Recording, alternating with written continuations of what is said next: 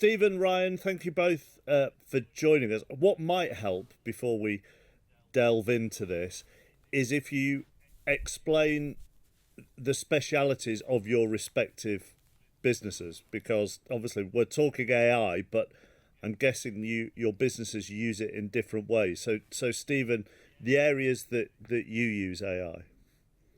Yeah, well, my name is Stephen Smith. I'm the CEO and founder of Kitman Labs. We provide a technology and analytics platform to high performance sports teams all over the world. We help them to improve the capabilities and decision making around talent identification, talent development, how they keep their players healthy and keep them on the field, and how they keep them performing well. Okay, and Ryan, it's something similar with you? Is there a greater focus on one thing more than another? Yeah, we've looked at a few different areas of AI. I think we've looked at the performance side and recruitment, but we've also looked at fan engagement as well and how we can sort of use AI to create new tools for the fans and how it can create content and that side of things as well. I imagine at the moment, not wishing to kind of give either of you kind of nervousness in your business, but I imagine this is an area that is getting increasingly flooded because football, for one sport, obviously has so much money sloshing around, and obviously so much money can be made on players that clubs will have a big appetite, I imagine, for the best use of AI. Are you finding that the market is getting increasingly busy? Yeah, I think from our side, you're definitely seeing things that aren't AI now being called AI. They've traditionally just been data sets or those type of things. So I think it's becoming harder to distinguish. So define that for us then. What's the difference between AI and a data set? So I think what we all see now is ChatGPT, and we use all of those type of models. But ultimately, that's underpinned by things like machine learning and deep learning, where an AI is effectively a computer system trying to learn, reason, and act on certain decisions. And that's sort of the background of where AI has come from, and sort of all the way back to Alan Turing in the 50s. And things now are sort of relying on OpenAI's models or relying on just data they've got and calling basic stats AI effectively. Right. So what is the biggest advantage, Stephen, of using it? Is it down to the volume that AI can cope with? I think efficiency and accuracy are probably the two of the most exciting areas that we can make inroads right now. And I think Gabby's right. There's a lot of noise right now, right? There's a lot of excitement in the market, which is great. And I think that presents a lot of opportunity.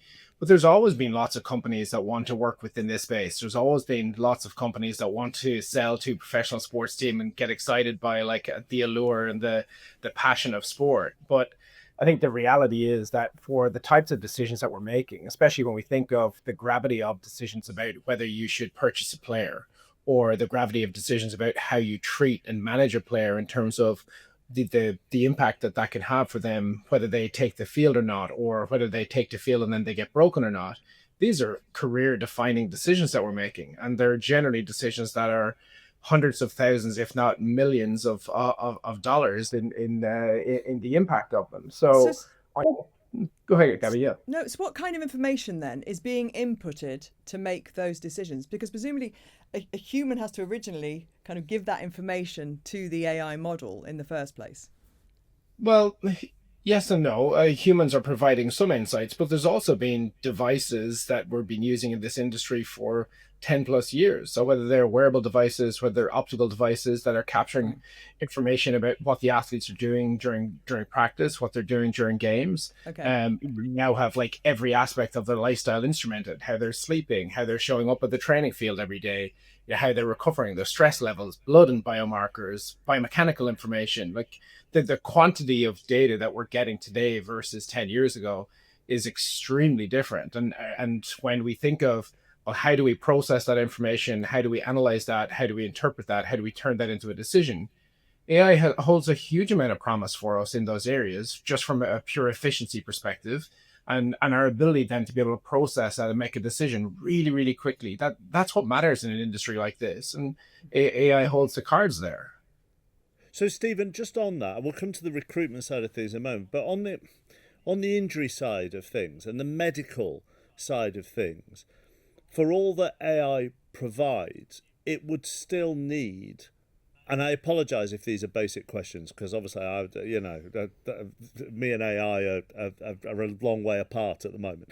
But if you if you have all of this data and all of this and all of the access to the information, does it still need the head of performance or the head doctor or the physio or the head of sports science to interpret that for the head coach? Yeah, one of the key tenets for us is the fact of augmentation, right? The idea of AI is not to replace a human; it's to augment their capabilities, to allow them to be able to make those decisions faster and to make them more refined and to give them more weight behind that decision through the use of analytics. So the idea is never that we're going to replace that head of performance or we're going to replace that head of medicine. We're going, like, that human in the loop is so crucially important. But what we're going to do is we're going to give them better information. We're going to give it to them faster, and we're going to let them actually then deploy their expertise quicker. Is it hard to prove your case? Because if you give data and the doctor or medic who's advising a coach says you shouldn't be playing this player at the weekend, that that we think that potentially something is going to happen because of this, and this. Obviously, if they don't play, they don't know, do they, that would have happened? So how are you proving your case and making a value for yourself? Yeah, I listen. I think it's rarely that exact decision that's happening, though, right? I think unless the margins are so wide, a medic is generally not, and this is what I spent my career doing prior to this company as well. So you're not walking into the head coach's office saying, "Hey, you shouldn't play this player," unless that player is completely broken, right? They're building up to the critical event of the game through practice. Generally, what's happening is that we're managing the athlete every single day in practice, and then we're trying to get to the game. So the decisions are happening around how do we individualize their training every day. So what should they do or shouldn't they do when they go into the gym? What aspects of when they're walking out onto the training field, because of what's going on, maybe they're not doing some of the contact elements. Maybe they're not doing some of the higher intensity components because they provide higher amounts of risk today. But the decision of whether somebody should or shouldn't play, like, the players want to play, the coaches want to play them, and unless there's a huge delta, generally our job is to manage them and get them to that. But I was just going to say, I suppose success would be looking at a manager's kind of previous season and the players that, under him, because there's certain managers who've had a reputation for players getting broken, and if you look at that manager and say, well, last season, you had X amount of players out through injury, but this season that's gone down by 50%. You would point to your information that you're providing and say that's what we've done and that's what we've achieved. Absolutely. But we're also providing insights every day to say, well, normal risk level, like, there's a risk level every day for an athlete taking the field. So like, if normal risk level is 0.5 out of 10, that this player is at 4 out of 10 today or 5 out of 10, like, coaches understand that type of terminology nomenclature as well. And as long as we can point to why, I think that's important. So it's not just walking in and saying, well, this guy's at risk. This guy is at risk for these reasons, but then generally the vast majority of those reasons will be modifiable, right? So if there's things that we do to then modify that, that's what our job then turns to that. The coach then gets to make the decision as to, okay, well, like, an increase in risk where somebody's at 3 out of 10, well, the game is so important this weekend that we take that risk. We walk in and we take that, or maybe it's not and we don't take it and we rest them and we move on. I'm also wondering, Stephen, whether it simplifies everything for some people, and by that I mean, so I interviewed a former head of sports science at Celtic under Ange Postecoglou, and he'd gone to Tottenham, was at Tottenham with Ange Postecoglou as well. And by the end of that interview, I've said this before, by the end of that interview, my head was absolutely scrambled with what is on his plate when it came to trying to help with planning the training sessions, who needed what load, who might have inadvertently, not inadvertently, but actually had been dropped from Thursday, but they were going to play on Sunday, so how were they going to train on the Friday and the Saturday? And so actually trying to plan training sessions for a Premier League first team, who also have European football, 10 days in advance, was mind-boggling because of everything that has to be fed into it for each individual before you even get to what the team needs are. Yeah, 30 individual periodized plans that are on completely different tracks because the demands for each of the players are going to be different. What they've been doing is different, and then what's required of them because the way they're going to be rotating is different. And then you have to take into account how the team wants to play, what the coach actually wants as well. So like the level of kind of detail and sophistication that's needed to operate at that kind of level, especially for it, not just a standard team, but a team like you said that's playing European football as well as domestic football. It is mind blowing. Stephen, obviously, Ryan.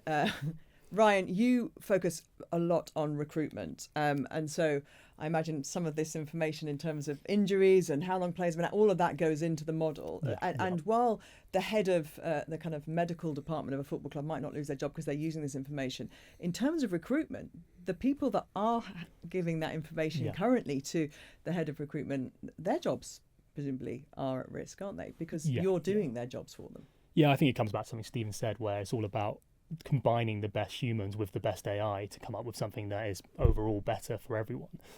So you need the human to really trust what you're giving them, and it comes to sort of building. It's not always best, especially in football, to build the most complex model. It's best to build the most explainable model and something that you can really explain why it's come to certain decisions. So where has it worked well? So I think what anybody can do well is look at any league and see who's scoring the most goals or who's the best defender in that league. What's really challenging is sort of then looking at all of that data around that player to look at if that player is going to then continue to perform well at a new club. So it's that simulation side where I find our research has been really interesting, where you can give a decision maker this extra bit of information where it's saying, look, we've simulated this player from Bundesliga into the Premier League, and we can see that actually they're playing against quicker defenders, they're playing against stronger defenders, they're going to score 20% less goals. Is that Florian Wirtz? Maybe. I think the AI actually liked like Wirtz. It was Werner who really liked a few years ago, and obviously it was proved wrong. But so let's take Timo Werner then, rather than Florian Wirtz, or several strikers who've lit up their Eredivisie and then come over here and haven't managed to do it. Your models will simulate what, say, Timo Werner there, his first season over here would have simulated what it would have expected him to do. Yeah, so you're looking at if that player's overperforming in their current league, you're looking at that type of data to see, are they just having an incredible season? And Gyökeres at Arsenal, you look at the goals he scored in Portugal, and then you're saying, well, actually, what's the lowest level teams he's playing at, and how do we compare them to someone in England? So you look at the lowest teams in Portugal are actually more comparable to the lowest teams in the Championship in England. So you're then trying to look at what percentage of the goals have come from that quality of teams, and then translating that across. Then you've got all the other things like tactics that change. You've got the language change, the teammates change. So is he going to get the same quality of chances? All of these type of things are so much more information that an individual scout can sort of process themselves. So we help them sort of process all of it and provide that simulation. Does it then, and I will turn it to Wirtz now because quite frankly I can't remember who else Chelsea signed around Werner to use this example. Will your model then simulate how Wirtz will do if Isak is signed, how Wirtz would do if Nunes was kept, how Wirtz would do if he replaced Gakpo on the left, how Wirtz would do if he was in a three with Szoboszlai and McAllister? Would it do all of those? And then you hand them to a head of recruitment. Yes, we break it down into looking at how he'll work with the teammates and how he works in a certain tactical system. So I spent a lot of my PhD a few years ago looking at how players work together and what are the qualities that make a good pair of players. I think a lot of data has been spent looking at how do we find individuals, but actually when you come into football compared to sports like baseball where Moneyball's really big, that way that they work together is so important. Like give us an example of your PhD, the pairings that you thought worked well. Yeah, so if you look at a player like James Ward-Prowse, who is big on crosses, known for set pieces, and then if you paired him up with someone like Chris Wood, who's really well known for headers and winning lots of set pieces, you can sort of see in footballing terms why those two players might link up well together. So you're going through millions and billions of pairs of players that could be created across so many leagues to then find what are those sort of qualities that create a really interesting pair of players and which pairs of players are at the central core of any team. Although the only thing that I would say with that, Ryan, without disputing that model, is I could put James Ward-Prowse and Chris Wood together. Yeah. We're looking at sort of hundreds of different features here. Trying to give a sort of simple example. He did his PhD in Southampton, so I think James Ward-Prowse was obviously front and centre of your thoughts. That's probably it. Yeah, definitely could do it at the moment. But presumably it's more nuanced in if you put James Ward-Prowse and Thomas Souček together, now does that have the legs for a West Ham midfield? So, is it doing stuff that my eyes can't see? Yeah, so it's trained on sort of millions of data points that have come before that to look at how Ward-Prowse and Souček have linked up with similar players to that person in the past, and then when they connect, what happens. So obviously this is then sort of linked to who they're playing for at the time, so you've got to then feed in that other information to sort of normalise for Burnley versus Arsenal. But it's looking to see that, well, when those two pairs of players link up, what's going to happen? Are they going to move the ball forward? Are they going to lose possession? And using all of these things over a number of different years to provide those simulations going forward. Sorry, and I was then going to say then, so sample size is the key here, isn't it? I mean, presumably you could go back through James Ward-Prowse's career all the way to youth team, could you? I mean, if that evidence was, you know, available back then and all the data was back in back then, and so sample size is the massive advantage here, because you can run all sorts of different models, different games, different players, and get it into a one page for a head of recruitment quite simply. Yeah, exactly that. And it's trying to break it down into different sort of things that a head of recruitment can understand and process sort of as an independent bit of advice. So if we're looking at what's his tactical fit to a new team, we can simulate that forward and give that as that this player is used to playing in this formation, used to playing in these tactics. This is what your manager plays, and this is the risk that you're taking in terms of how that player can adapt. So it becomes a sort of bow in the arm, sort of a bow in the quiver sort of. Yeah. Across the summer's transfers, as far as you know, how much of the decision making across the Premier League was using AI? Yeah, I think it's still coming into the game more and more. I think if we look at Brighton and Brentford and what they've done over the recent years with their owners both coming from a betting background, where they've got some of the most complex data in the world because they've been motivated in their other jobs, which has created their fortunes to be able to buy their clubs. That data is then processed in a different way by them, and clearly it's worked on the pitch. And even now, I think Brighton have spun out their analytics platform into Jamestown's analytics, which is driving Hearts, and we can now see it's working at Hearts as well in Scotland. So you can really start to see the benefit of those clubs and how they're using data better than anyone else. You've then got teams like teams like Liverpool and Man City, who have gone down the more physicist approach. So they've hired Harvard professors and physicists to process tracking data. So they've got all of these players on the pitch that they treat as sort of tracking particle physics, and they've built all of these incredible models over the top, which are using some AI to learn. So they're using the same systems?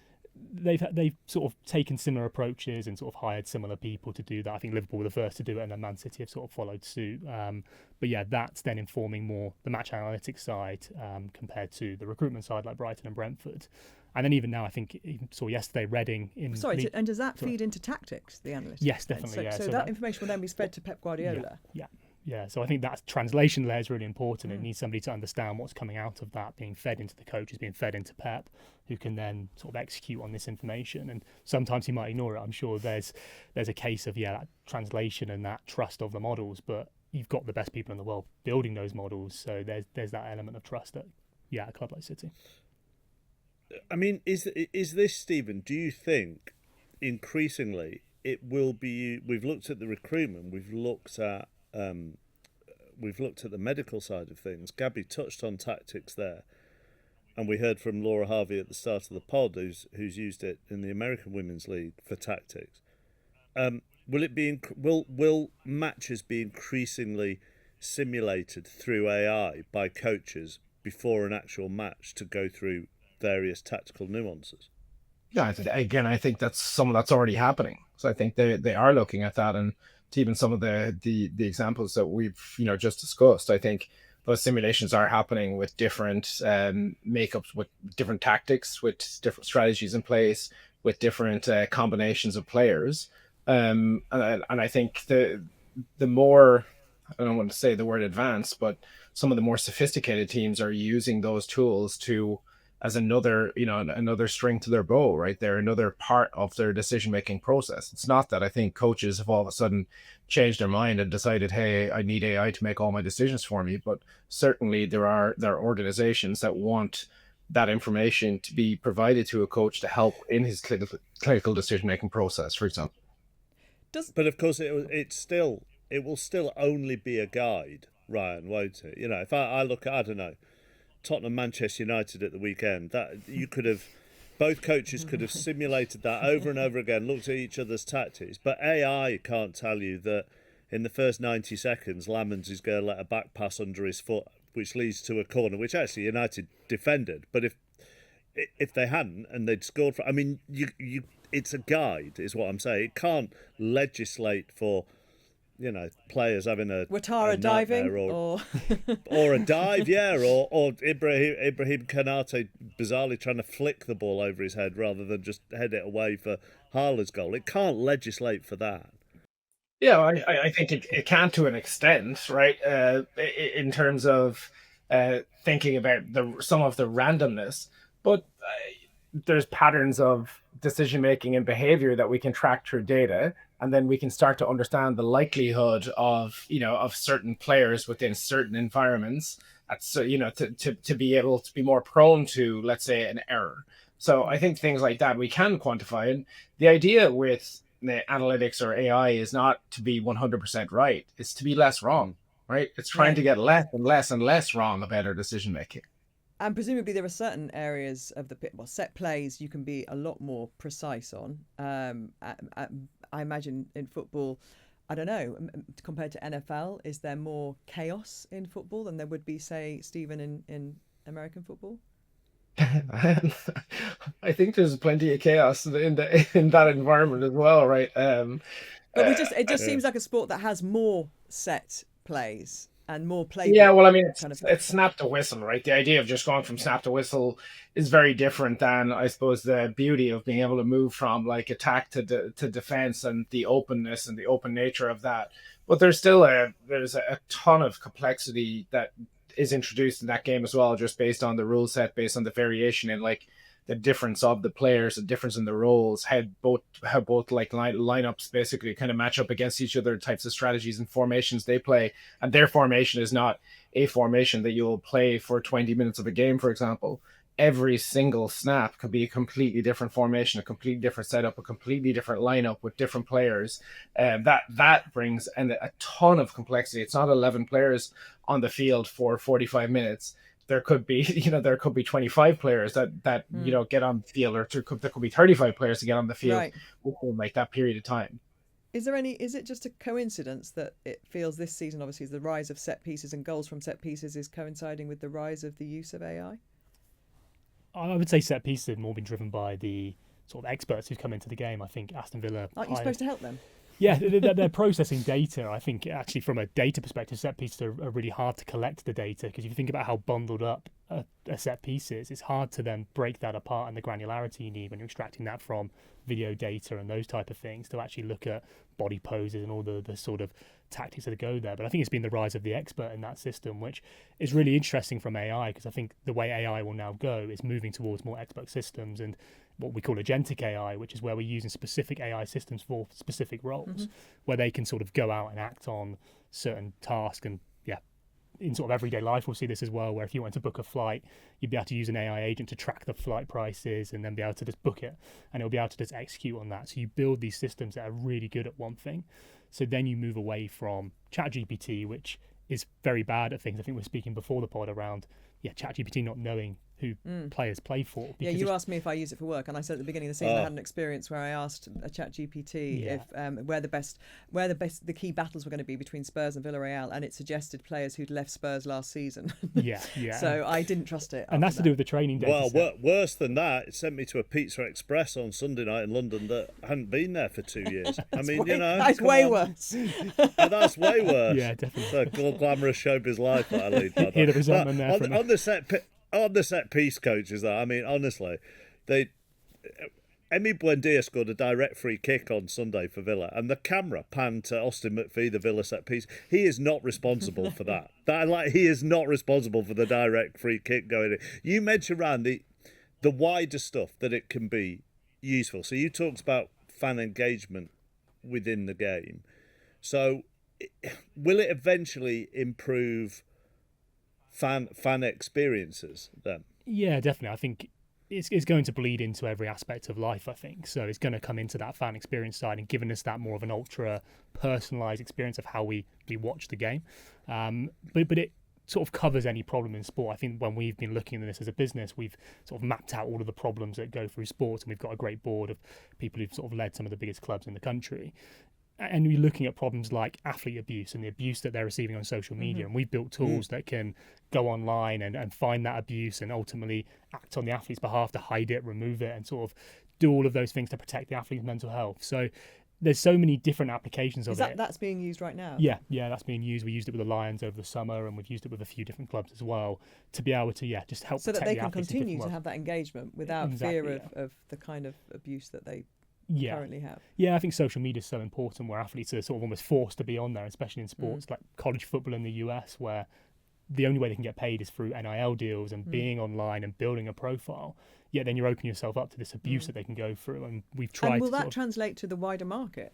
Yeah, definitely. This can be used in celebrities, politicians, as you can imagine. Anyone who's receiving abuse can then use this to sort of remove that and just... Basically, it's a sophisticated kind of a block button. Yeah, exactly. Yeah, it's looking at sort of that context and being able to remove that in real time, so you just never see it. And if there's a threat, then you're still able to react because the AI is doing that for you.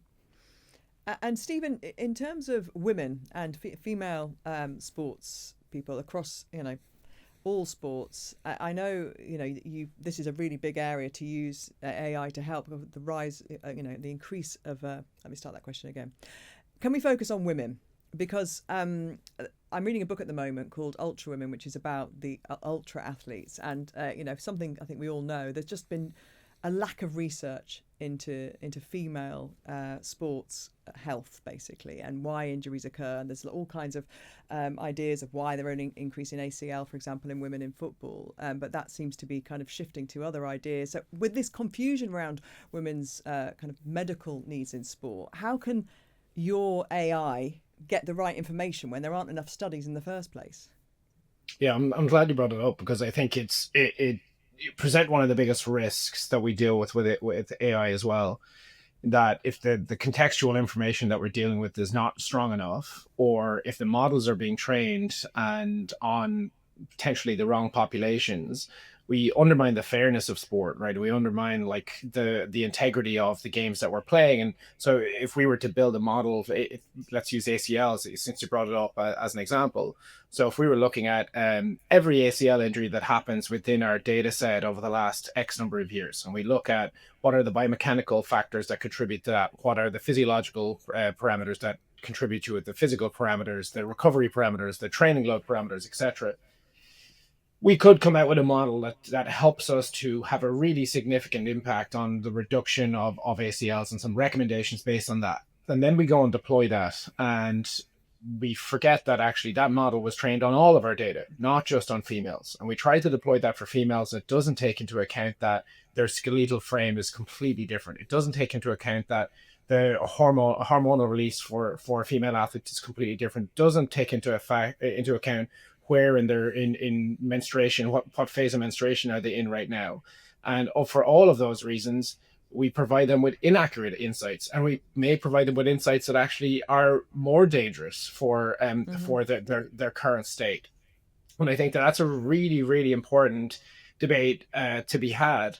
And how we think about building these models for specific populations and for specific groups. That's not just females, but also for youth athletes or for athletes of different ethnicities. Like there's lots of different considerations that need to be given to how we deal with data, how we deal with building models, and how much how well we communicate that those limitations to practitioners that are going to leverage them as well, because the last thing that we want to do with any of this is to undermine the decision making. The idea is to improve it. So I think, but I do think with female athletes in particular, it probably has the opportunity to accelerate research, because you're right, Gabby, there's a huge lack of research right now, but there isn't, like we're getting more instrumented in female sports as well. The amount of data being collected on the physicality of them, on their training load, on their recovery, on, even on menstruation itself. We're getting a lot more teams that are actually focused on collecting information about the menstrual cycle. But we also know that there's a lack of understanding of what to do with it. So if AI can start to pull those pieces together and help us to develop insights and research much faster than we could in a traditional research setting, maybe that allows us to learn much quicker within female sports and have better application quicker. Just a final one from me. Is it, and it's a bit crass, is it expensive? Will it mean that the haves will increase the gaps over the have-nots? I think could democratizes the industry. I think the opposite. So right now, and I think Ryan mentioned this already. Who did he mention? Liverpool, Man City, right? Like clubs like that, right? Okay, with Brighton, etc. But they're spending money in certain areas, right? But it's all of the big clubs that got mentioned. Why? Because they have more money and they have hired what? They hired physicists. They hired a team of of graduates from Harvard. AI is actually democratizing the entire industry. I think this gives every player a chance. I think this levels the playing field. And it means that all this computational power that's being built by these huge companies that we can sit on top of and we can access and leverage that tooling means that we can make it so much more affordable than hiring an army of data scientists and analysts that come in. And I think that you allow the underdog a chance. I think it's probably sport is one of the most beautiful places for it, right? Because that's the beauty of sport, right? Is that everybody should have a fair crack. Do you agree with that? Yeah, definitely. I think we'll start to see it bleed down the game and sort of come into the lower leagues as well. I think even this week, Reading appointed the first head of AI at any professional club. So you're starting to see that go into League One, and there's plenty of clubs in League One and League Two are starting to do things smarter than before. I think talent is expensive because you're competing with Meta and Google to get the best AI talent. But actually, as you see more of that come into the game and you've got those leading examples of how it's being used at the top, you'll start to be being able to use these models that are always getting cheaper. I think in the last year it's come down sort of exponentially with DeepSeek and Google having their own models and OpenAI obviously. So you've got all of these companies competing to train models, which is great for us as consumers and sport, because you're starting to see AI prices come down. And then it'll be your Sunday league team. They'll have their own AI. Yeah, why not? Why not? Maybe the team in Withenshaw with all the ex-pros. Maybe they'll be the first vets team. I'm still not sure it's going to get me on social media though. Although that was a very you don't hear much beneficial of it. The Hackney Marshes argument anymore, do you? That was the big argument against VAR at the beginning, wasn't it? You know, but can they use it on Hackney Marshes on a Sunday morning? Can you use AI? Well, you can to a certain extent, I guess. But it's absolutely fascinating. I think you've educated both of us, and we could probably sit here for another hour finding out more, but I'm sure it will be something that comes up again and again over the years to come, because it's clearly proliferated the kind of upper tiers of sport, and it's only a matter of time, isn't it, before it becomes ubiquitous. The Sports Agents with Gabby Logan and Mark Chapman.